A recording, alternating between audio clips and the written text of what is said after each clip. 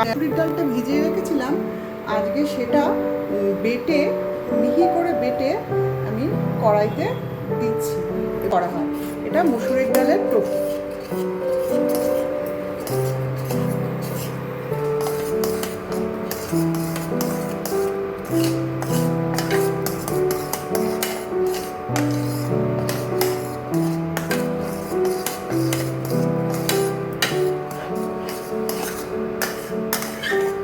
এবারে ওই ঘন হয়ে যাওয়ার পর মসুরির ডালটিকে একটা কাচের পাত্রের মধ্যে চারিদিকে তেল ব্রাশ করে এটা রাখলাম এবং এখন আমি ফ্রিজে রেখে দেবো এটা 12 ঘন্টার জন্য।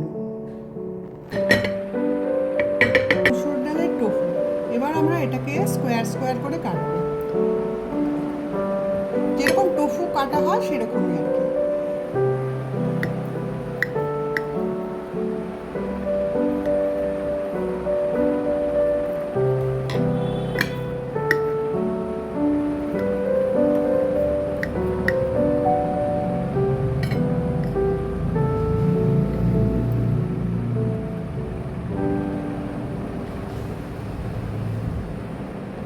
এই দেখুন একটা টোফু, এটা হচ্ছে টোফু। এটা দিয়ে আপনি ডিপ করে যে কোনো সসের সাথে খেতে পারেন, অথবা এটাকে হালকা ফ্রাই করে কারি বানিয়েও খাওয়া যেতে পারে। এটা হচ্ছে মুসুরির ডালের টোফু।